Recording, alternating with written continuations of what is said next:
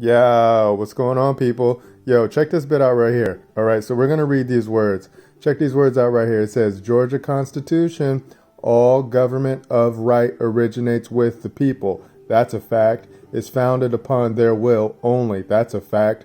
And is instituted solely for the good of the whole. Another fact, right?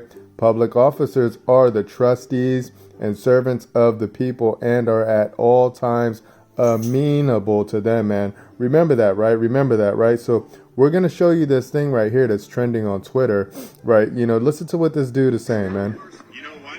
I don't want anything inserted inside of my son's body. They could have done a rapid test, and you refuse, and you quote SHA being the reason. SHA's policies do not require PCR tests.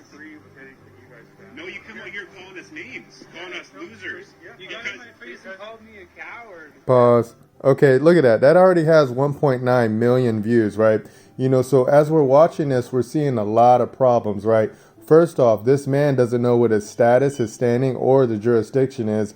He's talking to a servant. That right there is called a public servant, right? This public servant works in what we call the healthcare industry, and they're acting outside of their boundaries, man. That's why we showed you this bit right here, right? Right there in the Georgia Constitution, right? All government of right originates with the people, right? So where do public health workers get their license from the government, right? They're either going to a medical board or some form of nurses association, whatever it is, because they're in the commercial realm. They fall under the jurisdiction of the state's constitution, which means they fall under the jurisdiction of we the people, right? Which means that we the people are their boss, man. Period. The end, man.